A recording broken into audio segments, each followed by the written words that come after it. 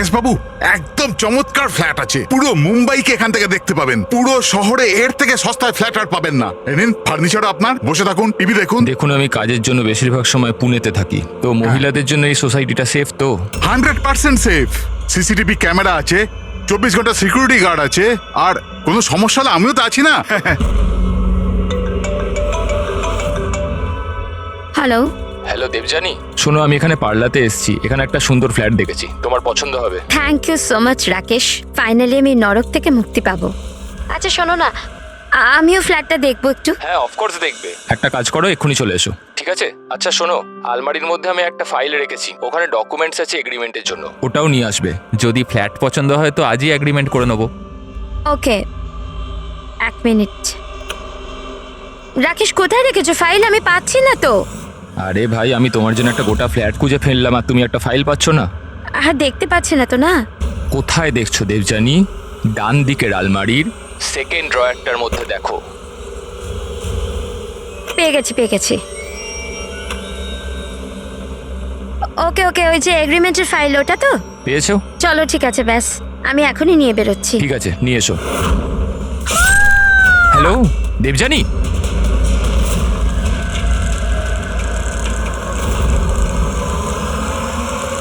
ACP sir,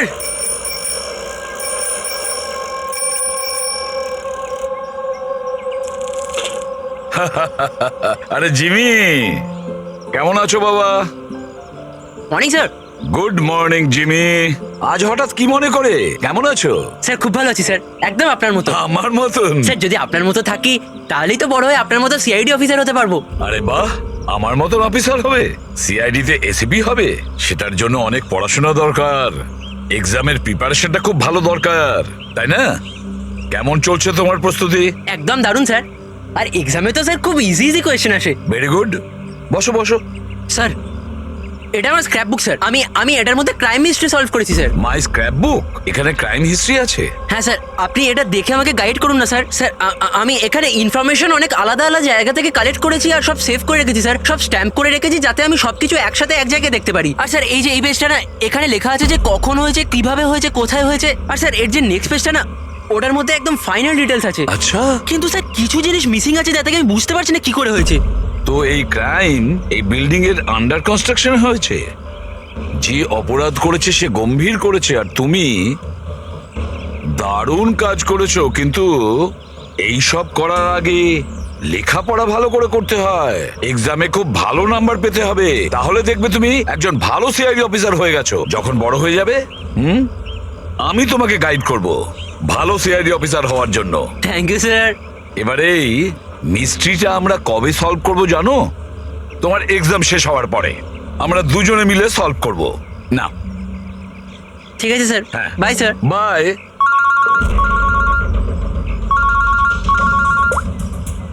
হ্যাঁ দয়া, কোথায়?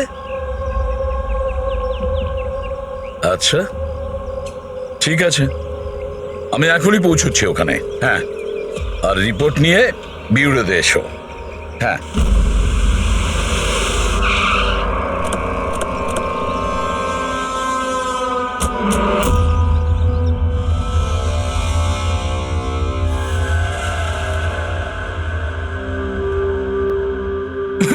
Debjani, control yourself Rakesh. Rakesh control. Rakesh সামলাও নিজেকে নিজে। রাকেশ দেখুন না কি হয়ে গেল। এখন তদন্ত চলছে, আমি বাইরে গিয়ে কথা করুন বলছি। আপনি। আমি বাইরে গিয়ে কথা বলছি, তোমরা ওকে বাইরে নিয়ে যাও। আরে আমি তো বললাম কথা বলবো। চলো যাও। রাকেশ, কন্ট্রোল ইয়োরসেলফ, সব ঠিক হয়ে যাবে।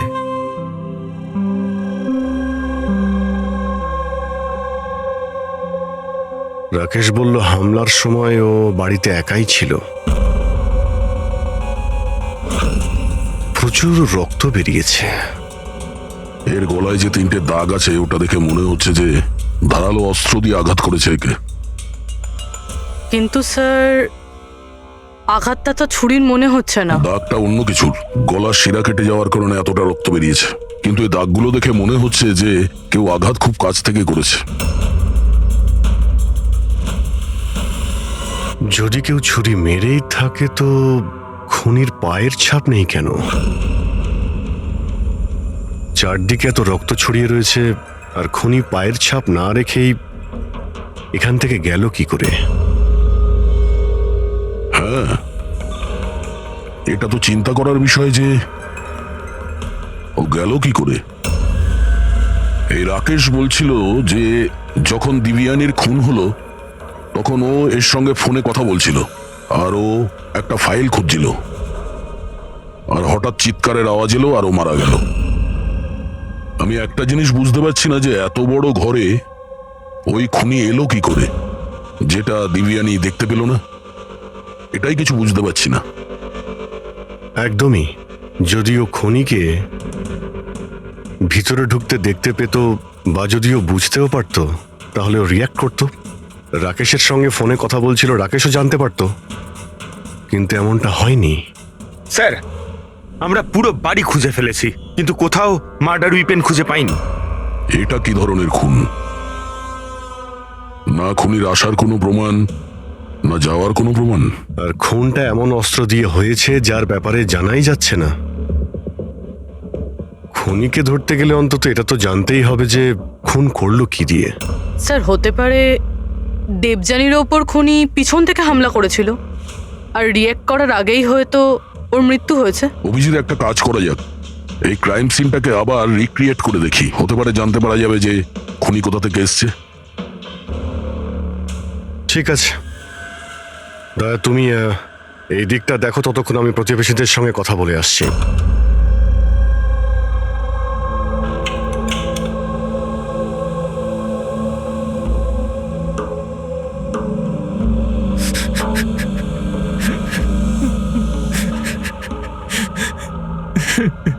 স্যার, যেই আমার বউকে খুন করে থাকুক ওকে ছাড়বেন না।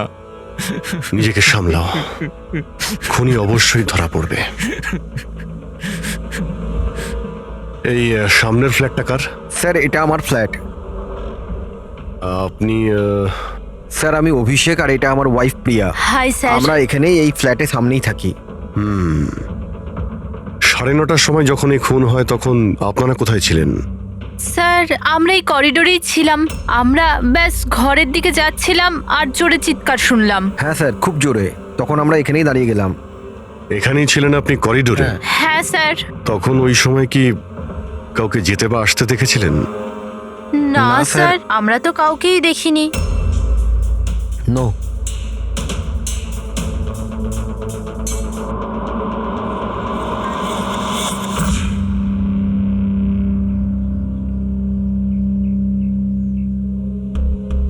স্যার আমি আপনাকে দেখতে পাচ্ছি।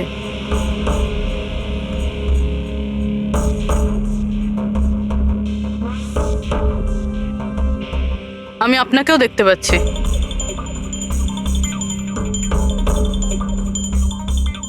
স্যার খুনি যেদিক থেকেই আসুক দেবযানী ঠিক দেখতে পেত।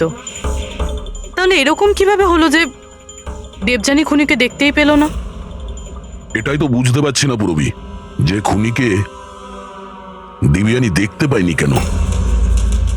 ভেতরে এসে খুব সহজেই মেরে চলে গেছে ও, আর এখানে হাতাহাতির কোনো চিহ্নই নেই। খুনি না ডান দিক থেকে এসছে, না বাঁ দিক থেকে, আর না পেছন থেকে।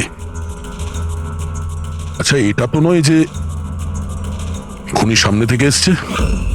সামনে তো ক্যাবিনেট আছে, এখান থেকে তো দেখতেই পাওয়া যেত। দেখতে তো তখন পেত যখন ওকে দেখা দিত। আচ্ছা, ও এখানে তো জায়গাই নেই স্যার, এটাতেও নেই। স্যার দেবযানীর খুন হয়েছে মানে খুনি ভিতরে তো নিশ্চয়ই এসেছিল। এবার প্রশ্ন এটাই থাকে যে ও এখানে লুকিয়েছিল কোথায়? তার থেকেও বড় কথা স্যার, খুনি ঘরের ভিতর ঢুকলো কি করে?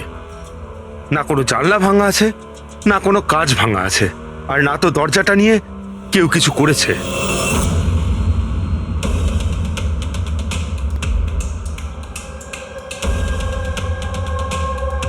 স্যার, ওই সময় আমি ডিউটিতেই ছিলাম। কখন হলো আমি জানি না স্যার। তোমার কাউকে সন্দেহ হয়? একদম নয় স্যার।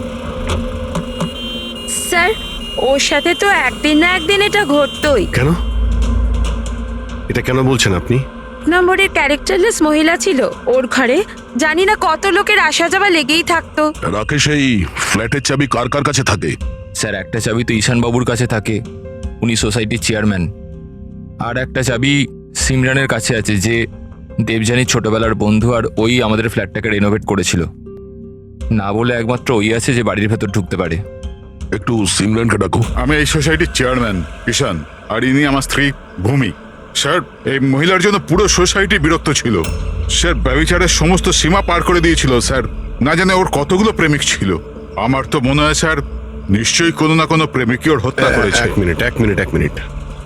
আমরা শুনেছি যে উনি খুবই সাধারণ হাউস ওয়াইফ ছিলেন। স্যার ও বিবাহিত ছিল, কিন্তু নিজের স্বামী রাকেশের সাথেও থাকতো না। এক্সকিউজ মি, আপনি প্লিজ আমার গাড়িটা পার্ক করে দেবেন? Yeah sure. Yeah.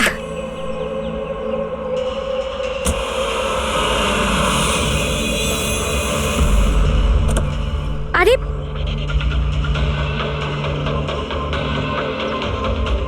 Thank you. What's your name? Abhinav. কোথায় থাকেন আপনি? ব্যাস এই বিল্ডিংয়েই। Thank you so much.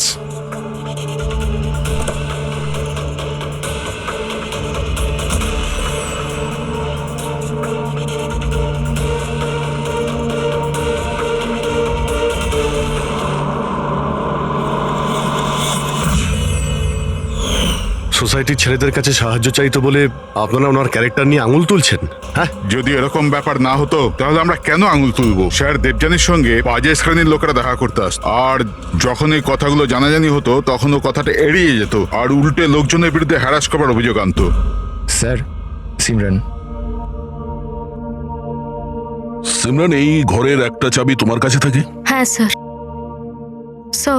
Sir শুধু চাবিটা আমার কাছে বলে আপনি আমার সন্দেহ করছেন? দেবযানী আমার ছোটবেলার বন্ধু, আমি ওর খুন করিনি।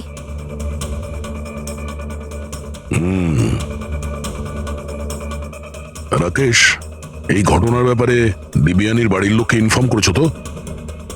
আমি ওর ছোট বোনকে ফোন করেছি স্যার, ও হয়তো আসছে। আপনি জানেন ও 10 জন লোকে লাভ কার্ড দিয়েছে। লাভ কার্ড? ওটা তো আমিও জানতাম না, যখন আমার হাজব্যান্ডকে দিল তখন আমি জানতে পারলাম। আপনাকেও? আপনি সবাইকে জিজ্ঞেস করতে পারেন স্যার। কি একদম আর ঠিক। দেখুন ওই কার্ডটা কি আমরা দেখতে পারি?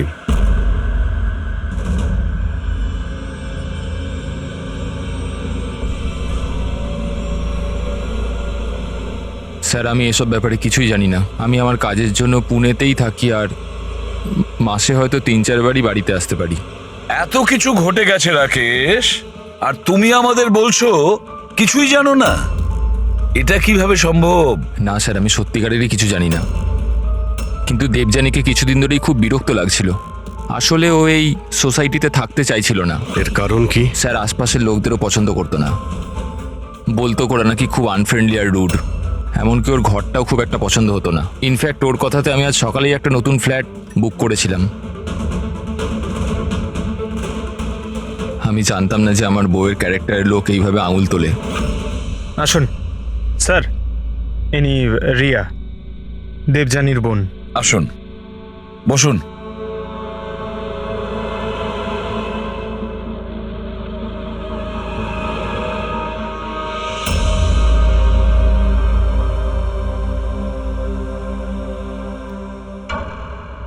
স্যার আমি আপনাকে একটা কথা বলতে চাই।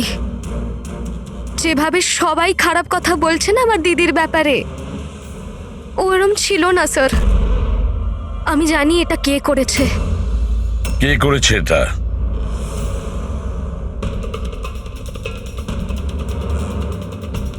স্যার আসলে বিয়ের আগে দিদির একটা বয়ফ্রেন্ড ছিল, নীলেশ নাম ছিল। দিদির ওর সাথে আশীর্বাদ হয়ে গিয়েছিল। সব ওই করেছে স্যার। আপনি এটা কেন মনে করছেন যে দিব্যানীর খুন নীলেশ করেছে? Sir he was a disgusting man. মার তো খুব অত্যাচার করতো আমার দিদির ওপর স্যার। স্যার স্যার ওর এরকম ব্যবহারের জন্যই ওর সাথে আমরা বিয়ে ভেঙে দিই। আমার সাথে সম্পর্ক ভাঙলি? হ্যাঁ, আমার সাথে সম্পর্ক আর বিয়ে অন্য কাউকে? কেন? তোর বাবার কথায় না? কি কম আছে আমার মধ্যে? কাউকে বিয়ের কথা কখনো Sorry, ভাবলে না আমি তোকে? আমার কথা শোনো, বিশ্বাস করো। How dare you! তোমার সাহস কি করে হয় আমার দিদির উপর হাত তোলার? হ্যাঁ, আমার দিদি তোমার সাথে বিয়ে করবে না, এইটুকু কথা তোমার মাথায় ঢোকে না? না, হ্যাঁ? তোকে মেরে ফেলবো, আমি প্রাণে মেরে ফেলবো, বুঝলি? আমাকে ছাড়া কখনো কাউকে বিয়ে করার কথা ভাবিস তো? কিছুদিন বাদে ও দিদিদের পাশের একটা বিল্ডিং এ শিফট হয়েছিল স্যার। ওই দিনটার পরে দিদির ফোনের হুমকির কল মেসেজ দিদির কাছে রোজ আসতো স্যার। এমনকি কিছু লোক দিদির বাড়িতে রোজ আসতো স্যার। স্যার আমি বলছি স্যার, এই সব নীলেশের কাজ স্যার। আর ওই সোসাইটির চেয়ারম্যান ঈশান স্যার, ও আমার দিদিকে বদনাম করার একটাও সুযোগ ছাড়েনি। ও এটা কেন করতে যাবে? ও ও ও এই জন্য, কারণ ওর নজর দিদির ওপর ভালো ছিল না স্যার। ও ওকে একা পেয়ে ওর সুযোগ নিতে চেয়েছিল স্যার। আর যখন এটা করতে পারলো না স্যার, তখন ওর দিদির বদনাম করতে শুরু করে দিল। নীলেশ আর ঈশান, নীলেশ ওর বিয়ে ভেঙে যাওয়ায় প্রতিশোধ নিতে চায়, আর ঈশানের মেয়েলিগোতে আঘাত লেগেছে, সেই কারণেও দিবিয়ানিকে বদনাম করার চেষ্টা করছে। রাকেশ, ঈশান আর নীলেশের ব্যাপারে তুমি কিছু জানো? আমাকে কেউ কখনো কিছু বলেনি, কিন্তু একটা রবিবার আমি বাড়িতেই ছিলাম, আর রাত্রির প্রায় তখন 11টা, বাড়ির বেলটা বাজলো। যখন আমি দরজা খুললাম তো সামনে একটা লোক দাঁড়িয়েছিল, আমাকে দেখতেই পালিয়ে গেল ওখান থেকে। আমি ওকে আটকানোর চেষ্টা করেছিলাম, কিন্তু ততক্ষণও চলে গেছে। ঠিক আছে, তোমরা এখন যেতে পারো। যদি আমাদের দরকার পড়ে তোমাদের ডেকে নেব।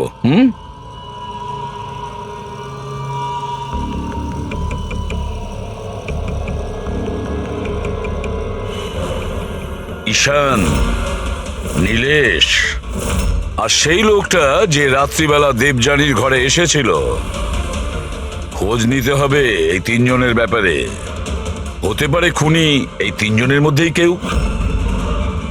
তবে যেই হোক, দেবযানীকে কিভাবে খুন করলো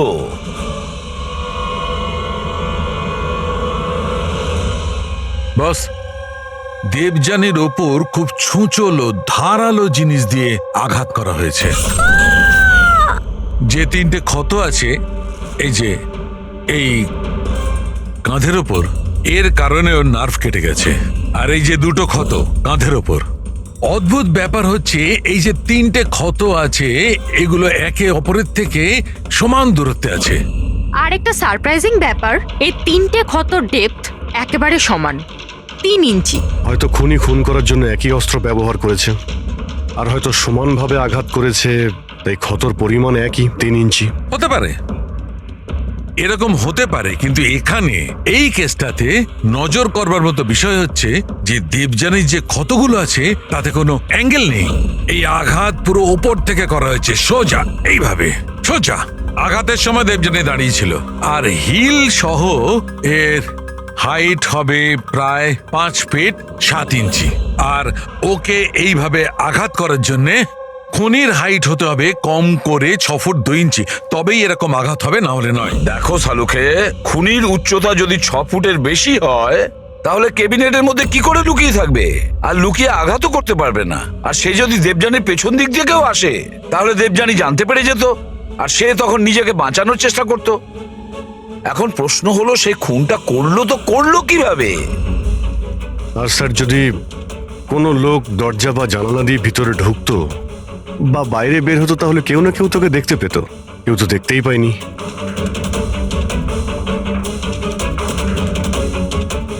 এই খুনি দেবযানীর কাছে পৌঁছলো কিভাবে? আর তাছাড়া দেবযানী টেরও পেল না।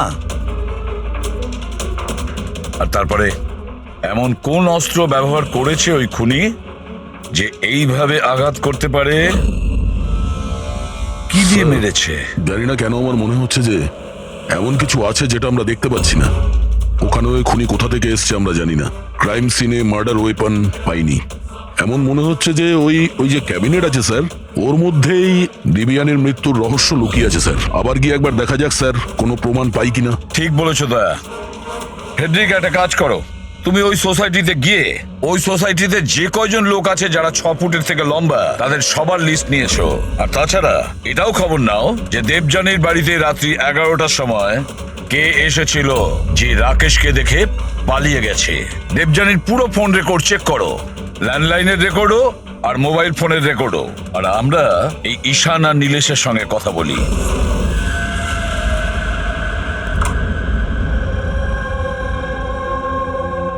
ডক্টর সালুখের থিওরি অনুযায়ী খুনের উচ্চতা 6 ফুটের উপরে। স্যার তাহলে তো ঢুকবে কিভাবে? এটাই তো ভাবছি।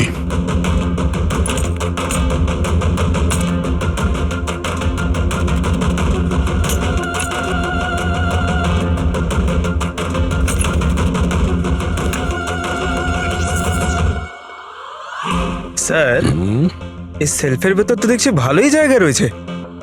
আপনার মতো লম্বা চওড়া লোকও এর ভেতর ঢুকে যেতে পারবে। ওটাও দেখে নিচ্ছি।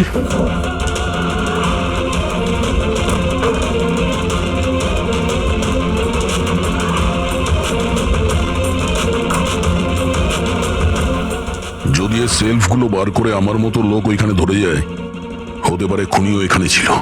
স্যার তাহলেও তো এই প্রশ্নটাই থেকে যাচ্ছে যে দেবযানী খুনিকে দেখে ফেলতো আর চেঁচাতো। কি দেখছেন স্যার? ক্যাবিনেটের মধ্যে কোনো মেকানিজম নেই তো, যার জন্য দিবিয়ানির খুন হয়েছে, কিন্তু এরকম কিছু দেখতে পাচ্ছি না তো। স্যার খুনি কোনো প্রমাণ ছাড়েনি। মার্ডার ওয়েপনও খুঁজে পাচ্ছি না। দিবিয়ানির খুন কি করে হলো এটাও বুঝতে পারছি না। দিবিয়ানির খুন হলো কি করে? একটা কাজ করো, এই ক্যাবিনেটের মধ্যে যতগুলো আঙুলের ছাপ আছে সব নিয়ে নাও। হতে পারে দেবযানী তার খুনিকে দেখেছিল, কিন্তু সে বেঁচে নেই যে আমাদেরকে বলবে। কে কে হতে পারে খুনি, আর দেবযানীকে মারলো কিভাবে? কিভাবে মারতে পারে? খুনি খুবই চালাক স্যার। হ্যাঁ, চালাক তো বটেই, কিন্তু কতদিন লুকিয়ে থাকবে? কতদিন? স্যার এই 4টে লোক আছে সোসাইটিতে যাদের উচ্চতা 6 ফুট বা তার বেশি। অভিষেক, ঈশান, ওয়াচম্যান, ভূমি। স্যার এ হাই হিল পরে, হিল পরার পরের উচ্চতা 6 ফুট হয়ে যায়। কিন্তু অভিজিৎ, এই 4 জনের মধ্যে কে হতে পারে যে দেবযানীকে খুন করেছে? ওই ক্যাবিনেটে কে লুকিয়ে বসেছিল? কে হতে পারে? দিদির একটা বয়ফ্রেন্ড ছিল, নীলেশ নাম ছিল। অনেক বড় গুন্ডা তুই, হ্যাঁ? গত সপ্তাহে নিজের প্রতিবেশীকে এমন মেরেছিস যে মরতে মরতে বেঁচে গেছো, আর দিবিয়ানিকে তো মেরেই দিয়েছিস। সত্যি সত্যি যদি মেরে ফেলতাম, কিন্তু আফসোস ও তো নিজেই মরে গেল। হ্যাঁ মানছি ওর সাথে আমার ঝগড়া হতো, কিন্তু এর জন্য কেউ বিয়ে ভাঙে নাকি? স্যার এই জন্যই আমি বদলা নিতে চেয়েছিলাম। প্রচুর তেল তোর শরীরে না? হ্যাঁ, 2 মিনিট, মাত্র 2 মিনিটই তোর সমস্ত তেল বার করে দেবো, বুঝেছিস? তারপর স্বপ্নেও কাউকে মারার কথা ভাববি না তুই। স্যার আমি ওই সোসাইটিটার সমস্ত ফুটেজ চেক করেছি, আর সেখানে নীলেশ সোসাইটির বাইরে এদিক ওদিক ঘুরে বেড়াচ্ছিল দেখা গেছে। আচ্ছা,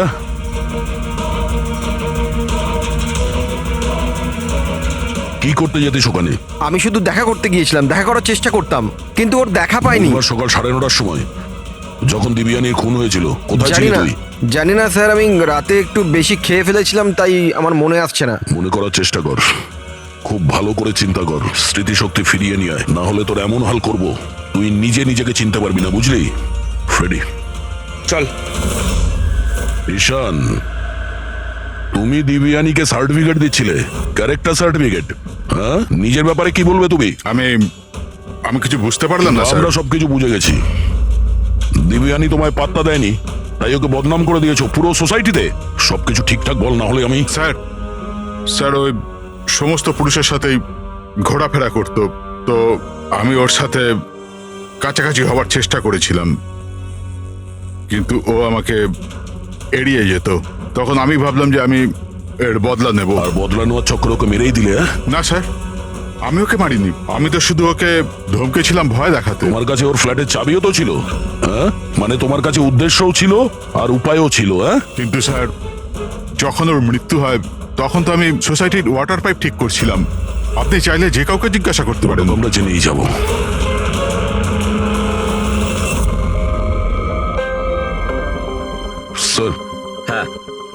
এই ঈশান আর নীলেশ, এদের দুজনের মধ্যে কেউ একজন খুনি হতে পারে স্যার। দুজনের কাছে কারণ ছিল খুন করার, কিন্তু কোনো পোক্ত প্রমাণ হাতে পাইনি। আরো কিছুটা এনকোয়ারি করতে হবে। সে যেই হোক, নিজেকে খুব চালাক মনে করে সে। আচ্ছা দয়া, দেবযানীর বাড়িতে রাত্রি 11টার সময় যে এসেছিল, সে কে, কিছু জানতে পেরেছো? হ্যাঁ স্যার, ওনার নাম সুনীল, বাইরেই বসে আছে। স্যার, দেবযানীর সাথে আমার কথা ডেটিং সাইটে হয়েছিল। ডেটিং সাইটে? Yes sir. তারপর আমাদের মেলেও কথা হতো স্যার। আর দেবযানী আমায় বাড়িতে দেখা করতে ডেকেছিল, আর আমি দেখা করতে গিয়েছিলাম স্যার। কিন্তু ওর বরকে থেকে ঘাবড়ে গেছিলাম স্যার। ভয়ের চোটে আমি ওখান থেকে পালালাম স্যার। পূর্বী, দেবযানীর ডেটিং সাইট চেক করো, আর ওর ইমেলও চেক করো। দেখা তো যাক এ কতটা সত্যি বলছে। স্যার, স্যার দেখুন, দিদির ফোনে কেউ জীবন নামের ব্যক্তি বারবার ফোন করছে আর উল্টোপাল্টা কথা বলছে। আপনি একবার দেখে নিন স্যার। দেখি তো এর নাম্বার কি আছে।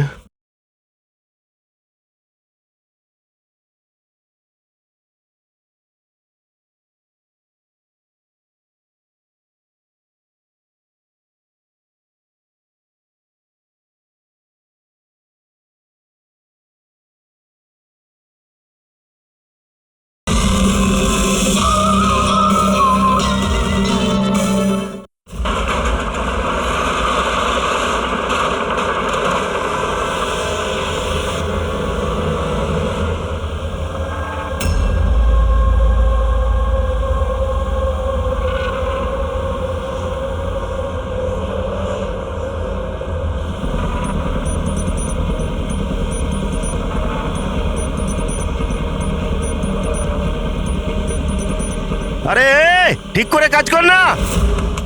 আরে বললাম না এত তাড়াতাড়ি কাজ হবে না। তোমরা কি বিল্ডারের লোক হও আর যেই হও, বললাম তো এত তাড়াতাড়ি কাজ হবে না। সময় তো তোর শেষ হয়ে এসেছে, বুঝলি? আগে এটা বল, দিবিয়ানিকে কিভাবে জানিস তুই? দেবযানী? হ্যাঁ, কে দেবযানী? একদিন অন্তত 10 বার ফোন করতেই আর বলছিস এখন কে দিবিয়ানি? স্যার কারা আপনারা? আমরা তারাই যাকে দেখে অপরাধী কাঁপে, সিআইডি। স্যার আমি কিচ্ছু করিনি, আমি সত্যি বলছি আমি কিচ্ছু করিনি। কিচ্ছু করিসনি? দিবিয়ানির খুন করেছিস আর বলছিস কিছু করিসনি? আমি দীপিকা আলছি স্যার, আমি খুন করিনি, বিশ্বাস করুন স্যার। ফোন না করলে 10 বার করে ফোন করতিস কেন? স্যার অ্যাকচুয়ালি আমি দেবজানুর নাম আর নাম্বার পেয়েছিলাম, সেই জন্য মাঝে মধ্যে ভেবেছিলাম বিরক্ত করবো, আর কিচ্ছু নয় স্যার, বিশ্বাস করুন, আর কিচ্ছু নয়। কে দিয়েছে তোকে এই নম্বর? আমি সত্যম কমপ্লেক্সে কিছু কাজের জন্য গিয়েছিলাম, তো বাথরুমের দেওয়ালে ওর নাম আর ফোন নাম্বার লেখা ছিল স্যার। তো আমি ওকে ফোন করি, কিন্তু আমাকে বকতে থাকে। আমি বুঝতে পারি ও খুব ভদ্র একজন মেয়ে। স্যার আমি ওর খুন করিনি, দিব্যি গালছি স্যার, বিশ্বাস করুন আমি খুন করিনি ওর। পঙ্কজ, একটু চেক করো তো সত্যম কমপ্লেক্স।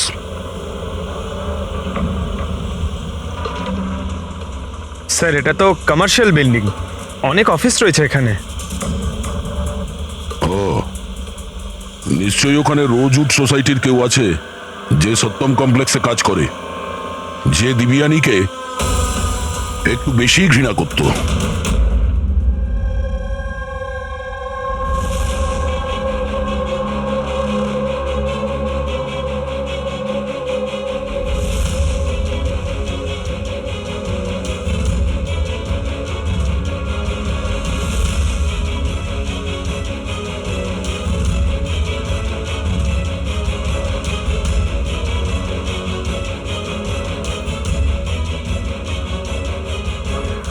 জিম্মি, আরে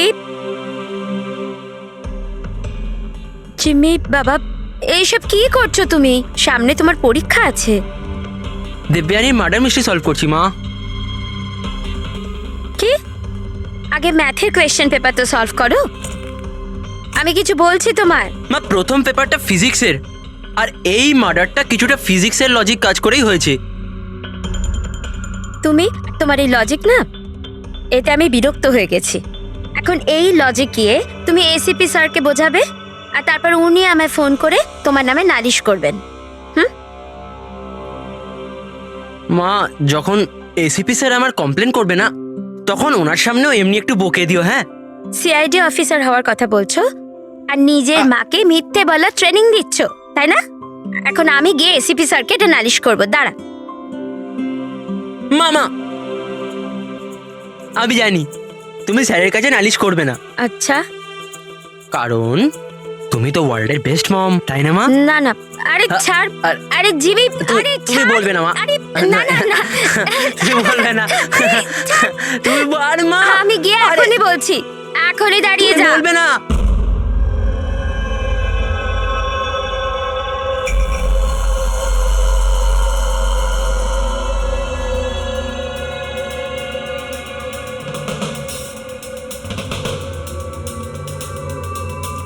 স্যার মনে হচ্ছে ও সোসাইটিরই কেউ হবে, যার এই কমপ্লেক্সের সঙ্গে যোগাযোগ আছে। স্যার আমি দেবযানী আর সুনীলের সব মেসেজ চেক করেছি, একটা অবাক করার মতন বিষয় জানতে পেরেছি। কি জানতে পেরেছো? স্যার দেবযানী যখনই মেল পাঠিয়েছে ও ওর আইপি অ্যাড্রেস রিডিউট করে দিয়েছিল। রিরুট মানে কোন কম্পিউটার থেকে মেসেজ পাঠানো হয়েছে সেটা যেন কেউ জানতে না পারে। আর তাছাড়া স্যার একবারেই দেবযানী নিজের আইপি অ্যাড্রেস বদলাতে ভুলে গেছিল। এতে অবাক হওয়ার কি আছে? স্যার ব্যাপারটা হলো যে ওই অ্যাড্রেসটাও দেবযানীর নয়, কার ওটা? দেবযানীর প্রতিবেশী পিয়ার। আর এটা আমার ওয়াইফ প্রিয়া। Hi sir. আমরা এখানেই এই ফ্ল্যাটের সামনেই থাকি। তার মানে প্রিয়া ডেটিং সাইটে দেবযানীর প্রোফাইল বানায়, ওই তাহলে মেসেজগুলো পাঠাচ্ছিল।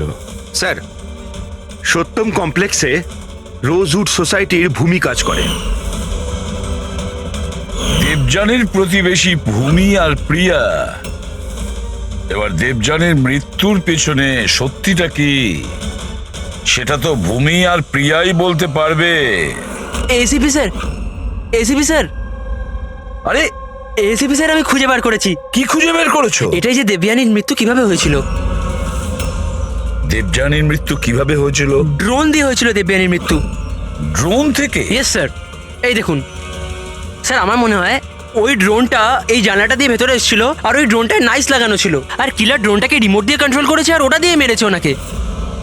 জিমি, যদি ড্রোন দিয়ে দেবযানীকে মারা হয়ে থাকে তাহলে ড্রোন আসার শব্দ তো ও পেত আর ও ড্রোন থেকে নিজেকে বাঁচানোর চেষ্টা করত, তাই তো? হ্যাঁ স্যার, এটা তো আমি ভাবিনি। হ্যাঁ, কিন্তু স্যার এরকম হতে পারে যে ও স্পাইডারম্যানের মতন ওপরে আটকে বসেছিল, তাই উনি ওকে দেখতে পাননি আর যখন উনি এলেন তখন ও মেরে দিল।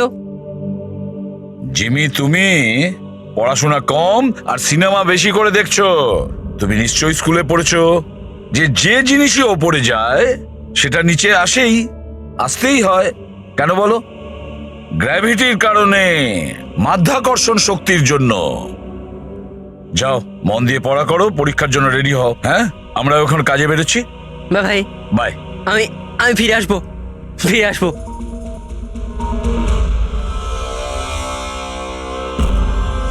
কিছু বলছেই না। সব বলবো। আসুন আসুন।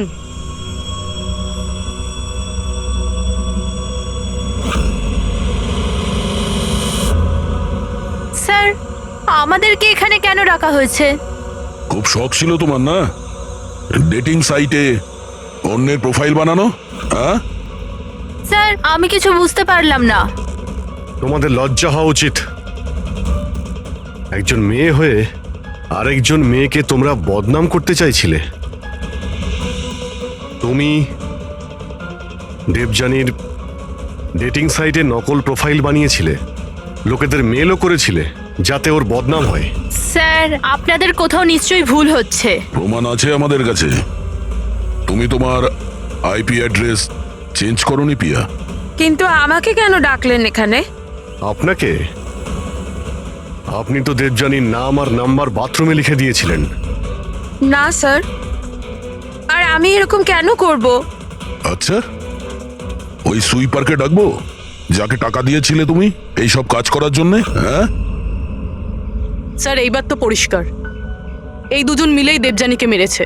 হ্যাঁ অভিজিৎ, এদের ওপর ব্যবস্থা নেওয়া শুরু করা যাক। না স্যার, প্লিজ আমাদের ওপর বিশ্বাস করুন, আমরা ওকে মারিনি। স্যার, আমরা দুজন মিলে ওকে বদনাম করার চেষ্টা নিশ্চয়ই করেছিলাম, কিন্তু আমরা ওকে মারিনি। হ্যাঁ স্যার, আমরা চাইতাম যে ও এখানে যেন না থাকে, তাই জন্য এসব করেছিলাম আমরা। কিন্তু যখন ও চলেই যাচ্ছিল, তাহলে আমরা কেন ওকে এভাবে মারতে যাব? কিন্তু তোমরা কেন চাইছিলে না যে ওই সোসাইটিতে থাকুক? হ্যাঁ স্যার দেখুন, এরকম যে দিব্যানী বেশিরভাগ সময় বাড়িতে একা থাকতো আর সোসাইটির সব ছেলেরা ওর সুন্দরতার প্রশংসা করত, তো আমরা একটু ইনসিকিউর হয়ে গেছিলাম যে আমাদের হাজবেন্ডসরাও ওরকম না হয়ে যায়। বিশ্বাস হয় না যে একজন মেয়ে হয়ে তোমরা একটা মেয়ের সঙ্গে এইরকম ব্যবহার করতে পারলে। এবার বাকি কৈফিয়ত হাজতে গিয়ে দিও। এতে নিয়ে যাও পুরবি। যান যান আপনারা যান। চলুন। চলো।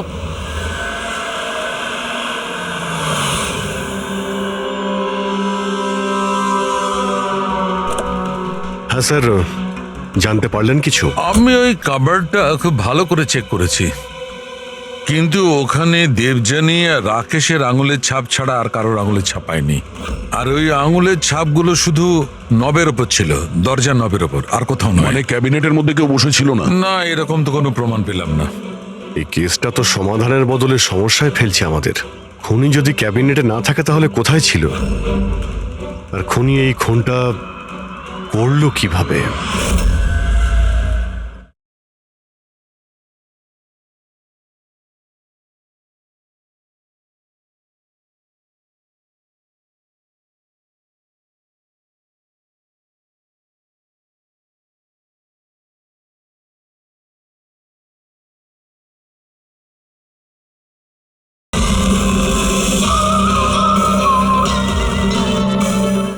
না জানালা দিয়ে এসেছে, না দরজা দিয়ে, আর না তো এই কাবার্ডের মধ্যে ছিল। তাহলে খুনি এলো কিভাবে? আর যদি খুনি না আসে তাহলে খুনটা হলো কিভাবে? খুন হলো কি করে? দেখো, আমি তোমাদের বলেছিলাম না দেবযানীর কাঁধের ওপর যে 3টে ক্ষত ছিল, ওগুলো একদম 90 ডিগ্রি অ্যাঙ্গেলে ছিল। মানে মানে যখন আঘাত করা হয়েছে উঁচু থেকে করা হয়েছে, ওপর থেকে।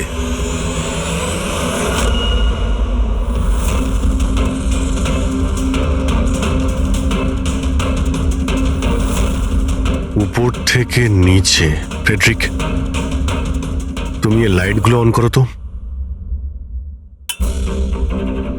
আরে 3টে বাল্ব তো জ্বলছেই না, ফিউজ হয়ে গেল নাকি এগুলো? ফিউজ তো উঠতে পারে না, ঝাড়গুলো নতুন, এর মধ্যেই লাগানো হয়েছে। দেবযানীর কাঁধের উপরে 3টে ক্ষত ছিল, আর এটা 3টে বাল্ব অফ। ফ্রেডরিক, তুমি এগুলো নিচে নামাও তো। বোধহয় দেবযানীর মৃত্যুর রহস্য এর মধ্যেই রয়েছে।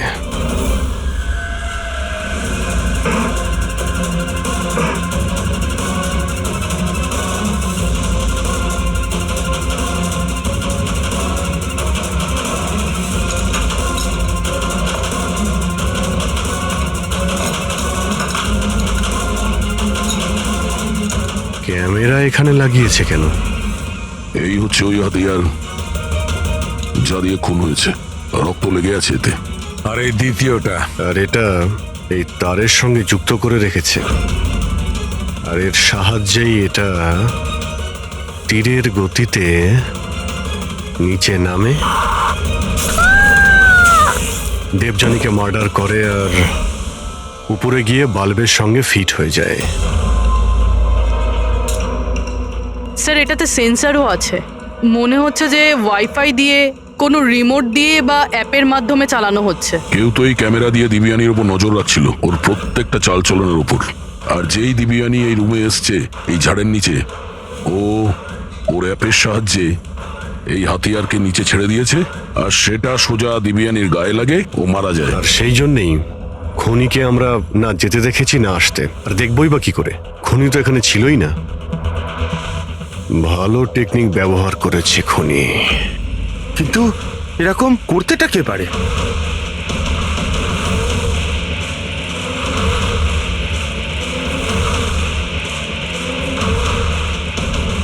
স্যার, খুনিকে চিনতে পেরে গেছি।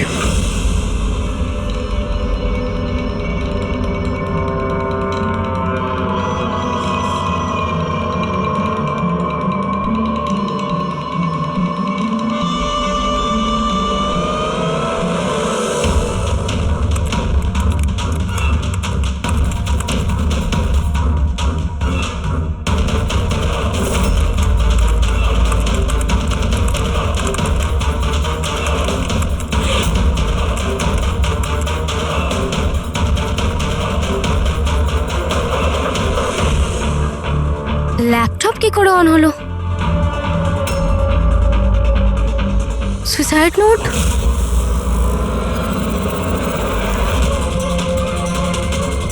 কে?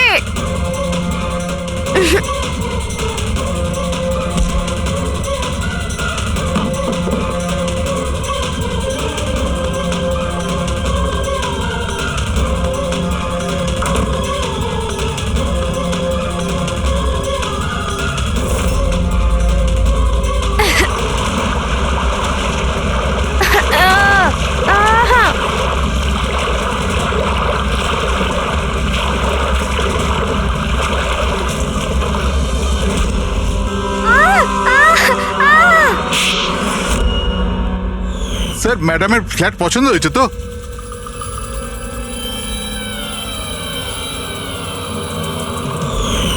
যখনই আমরা এই স্যান্ডেলিয়ারের ওপর মেকানিজম দেখলাম, আমরা বুঝতে পারলাম যে সবের পেছনে সিমরান তুমি আছো। কারণ তুমি দিব্যানীর ঘরের রিনোভেশন করেছিলে কয়েকদিন আগে। আমি যা কিছু করেছি সব রাকেশের কথাই করেছি, কিন্তু ও এতটাই খারাপ মানুষ যে ও আমাকেও মারার চেষ্টা করেছে যাতে ওর রাস্তা পরিষ্কার হয়ে যায়। কিন্তু তুমি এটা কেন করলে? দেবযানী আমার বন্ধু ছিল ঠিকই, কিন্তু আমি ওকে ছোটবেলা থেকেই অপছন্দ করতাম। কারণ ওর ভালো মানুষের জন্য সবাই ওকে আমার থেকে বেশি অ্যাপ্রিসিয়েট করতো। আমার খুব হিংসে হতো। আর এই রাকেশ আমায় উৎসাহ দিল আর ওকে মারার প্ল্যান বানালো, যেটাতে আমি ছিলাম না। কিন্তু হ্যাঁ, ওর সঙ্গ নিশ্চয়ই দিয়েছি। ডান দিকের আলমারির সেকেন্ড ড্রয়ারটার মধ্যে দেখো। তুমি ইচ্ছে করে ওকে ফাইল আনতে বলেছিলে, এইভাবে ও ঝাড়বাতির সামনে আসে আর অ্যাপের মাধ্যমে তুমি ওকে খুন করে দিলে। আর কি করতাম স্যার? ওই মহিলার সাথে সারা জীবন থাকতাম? জানি না কতজনের সাথে। স্যার ওর ক্যারেক্টার ঠিক ছিল না। বিয়ের পরে ওর 10খানা অ্যাফেয়ার ছিল।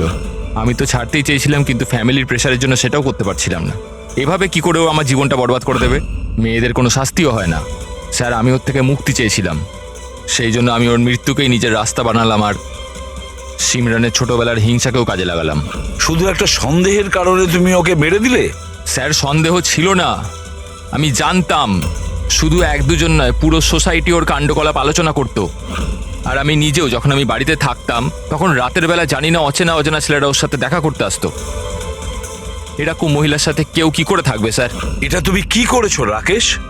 নিজের সহজ সরল স্ত্রী দেবযানীকে সন্দেহ করে ওর প্রাণ নিয়ে নিলে। জীবনের যেটুকু সুখ বাকি ছিল সেটাও তুমি নিয়ে নিলে। এবার তোমরা দুজন জেলের গড়াদের পিছনে পৌঁছতে থাকবে। আইন তোমাদের কঠোরতম শাস্তি দেবে।